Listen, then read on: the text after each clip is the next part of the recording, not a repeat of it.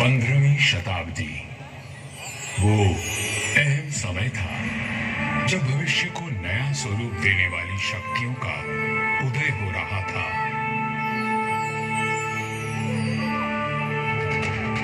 मम्मा मुझे तो मैं अच्छे से खींचूंगा। पापा से ले ले फोन। नहीं मम्मा देखो मम्मा कितना मम्मा नहीं लोधी दे राजवंश आप ने दे दो दिल्ली की गद्दी संभाली। मध्य अरे एशिया पापा फोटो खींच लेने दे दो। बाबर का जन्म हुआ। फोटो किसने बोला शॉट बनाएगा राठौड़ कुल गौरव राज जोधा जी ने मेहरानगढ़ दुर्ग की नींव डालकर जोधपुर नगर की स्थापना की। 1459 ईस्वी में बना मेहरानगढ़ उत्तर भारत की राजनीतिक सरगर्मियों का साक्षी भी रहा और केंद्र भी। जोधपुर के आकाश में राठौर राजवंश का तेजवान सूर्य दमका, जिसका उदय मंदसौर में हुआ था। मेहरानगढ़ की उत्तर पश्चिम दिशा में करीब 9 किलोमीटर का फासला तय करेंगे तो मैं अपने बचे हुए अवशेषों के साथ आपका स्वागत करूंगा। मैं किला हूं मंदसौर का। मैं इतना प्राचीन हूं कि मुझे किसने बनवाया, कब बनवाया, ये किसी को भी याद नहीं। मंदसौर की भूमि से आज भी अतीत के सिक्के, मंदिर के अवशेष, तोरण द्वार, स्तंभ और उत्कृष्ट मूर्तियां प्राप्त होती रहती हैं। मंदसौर संग्रहालय में प्राचीन भारत के सभी प्रतीकों को सहेज कर रखा गया है, ठीक वैसे ही जैसे मैंने अपने जीर्ण अवशेषों में अनेकों गाथाएं संभाल रखी हैं। अरावली की पहाड़ियों से घिरा मंदसौर नगर मांडव्य ऋषि की तपोभूमि था और इसका प्राचीन नाम मांडव्यपुर था। महाभारत काल में यहाँ नागवंशियों ने राज किया और फिर गुप्त वंश ने इसे अपने बाहुबल से जीता। चौथी व छठी शताब्दी में हूणों का आगमन हुआ तथा परमारों ने इनके वैभव को बढ़ाया। मारवाड़ का विस्तार सबसे अधिक परमारों की साम्यावधि में हुआ और उस समय मारवाड़ को नवकोटि मारवाड़ भी कहा जाता था। तो 7वीं शताब्दी में प्रतिहारों ने यहाँ अपना साम्राज्य स्थापित किया और यहाँ के वैभव को बढ़ाया। मेरे साथ चलिए उस बीते हुए काल में जब यहाँ तलवारें खड़कती थी, रणभेरी और नगाड़े कंपायमान होते थे, वीर हुंकार भरते थे और रणबांकुरों के जय घोष से आकाश गूंज उठता था। मम्मा उधर करो थोड़ा सन सारी चीजें मुझे 1344 चाहिए क्योंकि मैं इसको शॉर्ट पर अपलोड कर दूंगा सारे को। ठीक। गुजरात के हाँ सूबेदार चुप हो जफर खान ने दिल्ली की कमजोर सल्तनत के चलते मंदसौर और नागौर को अपने कब्जे में ले लिया था। अब मेरी चार दीवारी में परिहार नहीं, तुर्क आ बसे थे। जफर खान का हाकिम ऐबक खान मंदसौर दुर्ग का किलेदार था, जो आए दिन अपनी क्रूरता का प्रदर्शन करता रहता था। पीड़ित किसान मंदसौर के इंदा परिहार के प्रधान वीरराव हेमा गहलोत के पास मदद के लिए पहुंचे। राव हेमा जी, ये तुर्क हमसे मनमाना लगान वसूल करते हैं। आए दिन हमारी गायों को चुरा कर ले जाते हैं और अब अपने घोड़ों के लिए घास से लदी गाड़ियां मांग रहे हैं। हम तो बर्बाद हो जाएंगे। अपनी शक्ति पर इतना अभिमान कि उसे दीन किसानों पर आजमा रहा है। भैरू जी की सौगंध, जुल्म करने के लिए अब ऐबक खान जिंदा नहीं बचेगा।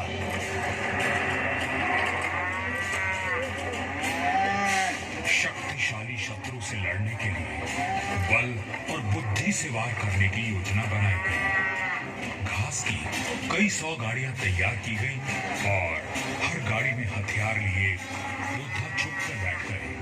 गाड़ियां जैसे ही किले के भीतर पहुंची, क्षत्रियों ने नारा लगाया, आयो लड़ो, फतेह कर दो! आयो लड़ो, फतेह कर दो!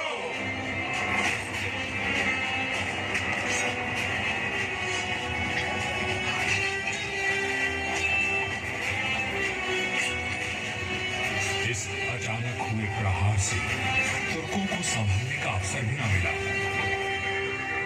वीर हेमा गहलोत, समर शूर राव चुंडा राठौड़ और मारवाड़ के वीरों की प्रतापी तलवारें लहराईं तो शत्रुओं के सिरों के ढेर लग गए।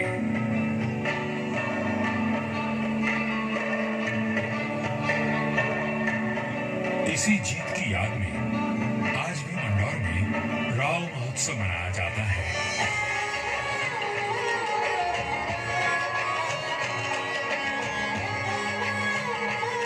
हर वर्ष होली के दूसरे दिन निर्भीक, साहसी हेमा गहलोत और सभी वीरों को याद किया जाता है और बाबा भैरूनाथ जी की पूजा की जाती है, जिनके आशीर्वाद से वीर विजय हुए थे।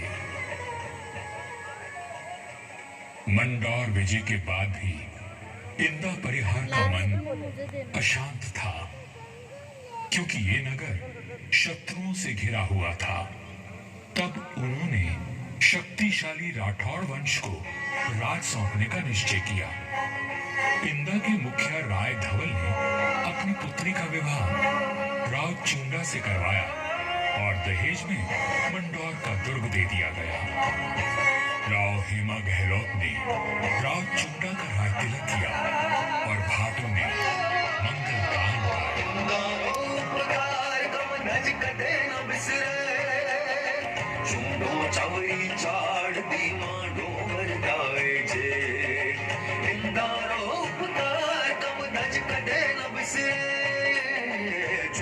अपने कौशल और सामरिक सूझबूझ का परिचय देते हुए राव चुंडा ने अपने साम्राज्य को बढ़ाया और मंडौर को मारवाड़ की राजधानी बनाया। 1423 में नागौर के युद्ध में राव चुंडा वीर गति को प्राप्त हुए और उनके पुत्र कान्हा के बाद राजदंड राव रणमल ने संभाला।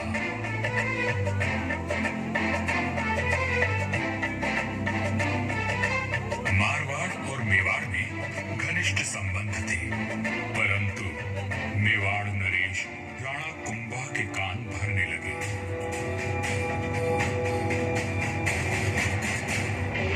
मुझे राव रणमल की नीयत ठीक नहीं लगती राणा।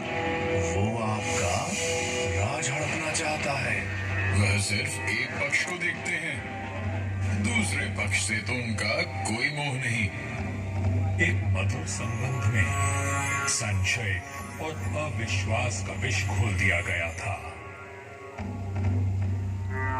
1438 ईस्वी में राव रणमल अपने पुत्र जोधा के साथ चित्तौड़ के दुर्ग में था। रणमल को किसी षड्यंत्र का आभास हुआ और उसने बेटे जोधा को किले से बाहर भेज दिया। पिता की आज्ञा मान जोधा चित्तौड़गढ़ की तलहटी में पहुंचा। तभी एक डोम ने जोधा का ध्यान खींचा, जो एक दोहा गा रहा था।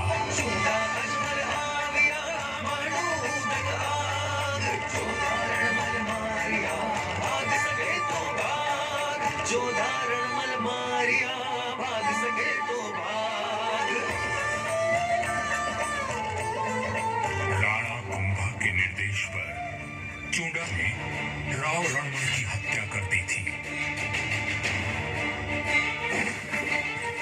पिता की हत्या का प्रतिशोध लेने की प्रतिज्ञा लेकर युवा जोधा मारवाड़ की ओर बढ़ चला, परंतु चुंडा उसका पीछा करता रहा। वह राणा कुंभा का ताऊ था और मारवाड़ का पुराना बैरी।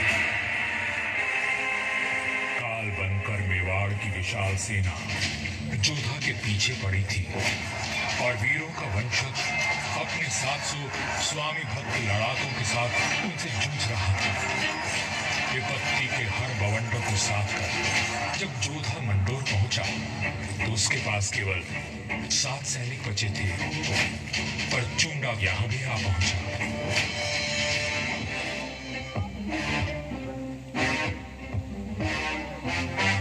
चूंडा बोला, मंडोर किले का कोना कोना छान मारो। रणमल ने मेरे भाई राघव देव को मरवाया था, मैं उसके वंश का नाश कर दूंगा। हुजूर, जोधा जांगलू प्रदेश की ओर भाग गया है। आप कहें तो उसका पीछा करें।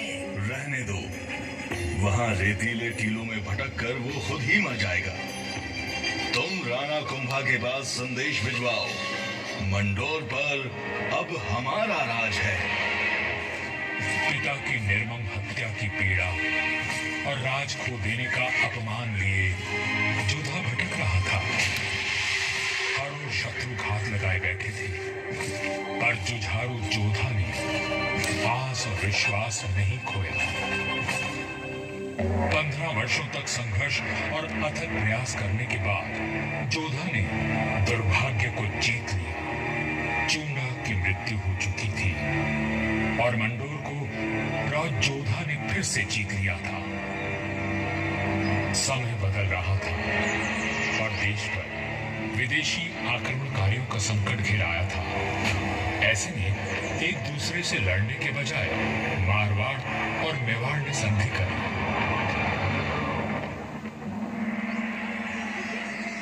पर दूरदर्शी राव जोधा को कोई चिंता खाए जा रही थी और उस चिंता का कारण मैं यानी मंडोर का दुर्ग था।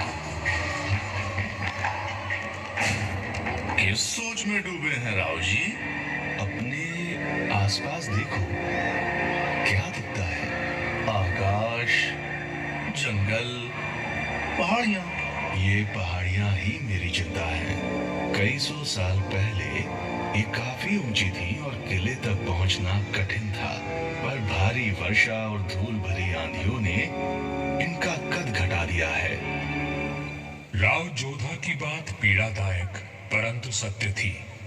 मैं भी अब बूढ़ा और कमजोर हो चला था, सो मेरा त्याग करके मेहरानगढ़ का निर्माण किया गया और ये सही फैसला था।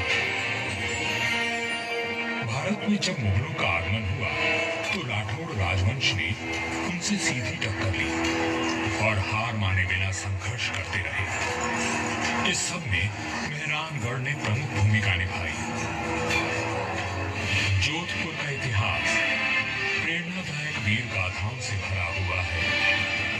त्याग और देशभक्ति के कीर्तिमान स्थापित करके इतिहास में अमर हो जाने वाले वीरों ने जोधपुर का सर सदा ऊंचा रखा है।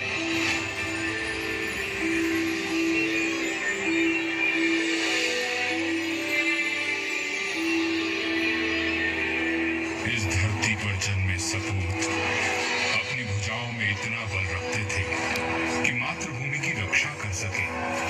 तभी इनकी छत्र छाया में इनकी प्रजा सुखी और समृद्ध हुई। पर यह बात कम ही लोग जानते हैं कि फौलादी सीनों में कोमल भावनाओं का भी वास था।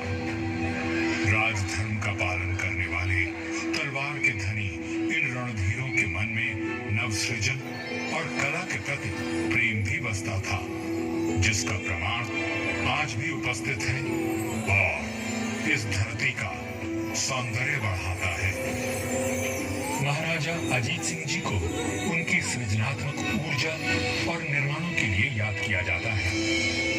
उन्होंने देवी देवताओं की साल, अजीत पोल, मय पोल और एक खंबा महल बनवाया एवं भेरू बावड़ी और भेरू मंदिर का जीर्णोद्धार करवाया।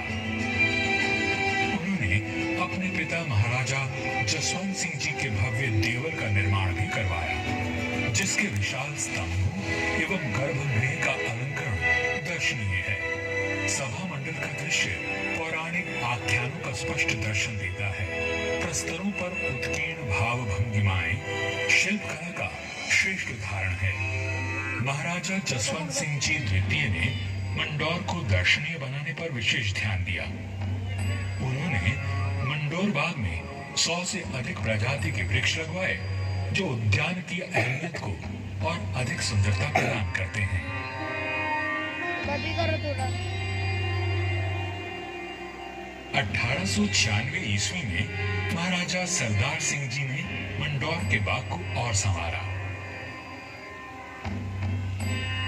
महाराजा उम्मेद सिंह जी के समय 1923 और 1947 के बीच मंडोर उद्यान को आधुनिक रूप देने हेतु कई कार्य करवाए गए, जैसे नागादड़ी नहर का जीर्णोद्धार, देवलों व महलों के पास सुंदर बाग विकसित किए गए। इसके साथ ही 4 दीवारी व दोनों मुख्य द्वारों का निर्माण हुआ। मारवाड़ नरेश राव गांगा राठौर जी ने कहा था, नाम तो गीतड़ा या भीतड़ा सूरव है। युगों तक मनुष्य की ख्याति या तो साहित्य सृजन से अथवा बड़े बड़े निर्माण कार्यों से रहती है। राठौड़ राजवंश अपने पराक्रम और निर्माण के लिए अमर रहेगा। मंडौर में स्थित थड़ों एवं देवलों पर बनी अद्भुत मूर्तियां शिल्पकला की नायाब मिसाल है। मारवाड़ के सर्वाधिक शक्तिशाली नरेश राव मालदेव जी से लेकर महाराजा अजीत सिंह जी के देवल आज भी सुंदर नक्काशी एवं बेजोड़ वास्तुकला की छाप छोड़ते हैं।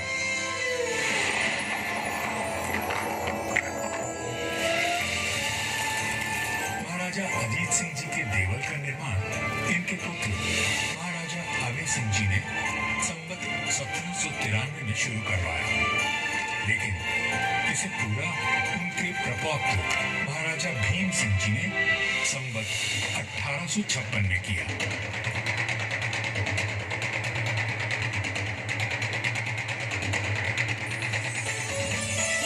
यह राजस्थान के समस्त देवलों में न केवल भव्यतम है, बल्कि अपनी कलात्मकता को सहेजे तत्कालीन शिल्पकला का विलक्षण उदाहरण है।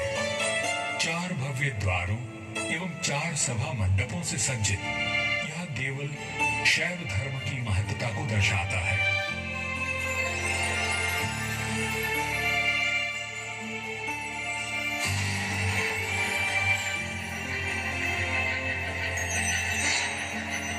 आजादी के पश्चात यहाँ कई विकास कार्य करवाए गए और 1968 में यहाँ के महलों में संग्रहालय की स्थापना की गई। यहाँ जन्मे वीरों और स्वामी भक्तों की मिसाल युगों तक कायम रहेगी। जब वीरपुरी और नाग पंचमी को यहाँ विशाल जनसमूह उमड़ता है, तो आज भी हमारे आत्मीय संबंध जीवंत हो उठते हैं। उनकी आंखों में उमड़े प्रेम और श्रद्धा को देखकर मन भाव विभोर उठता है। सदियों के संबंध आज भी अटूट है। मुझे तो समय की आंधी ने नष्ट कर दिया, पर मंडौर के देवल, मंदिर, छतरियों और बाग को संभाल कर रखना इस पीढ़ी का कर्तव्य है।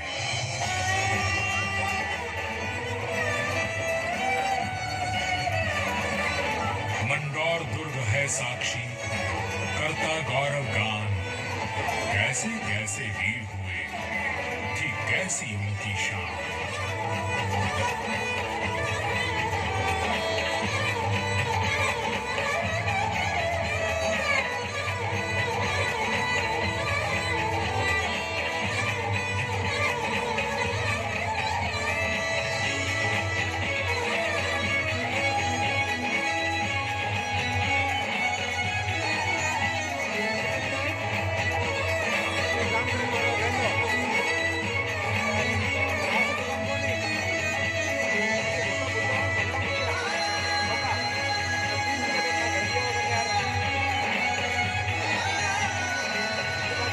Gracias.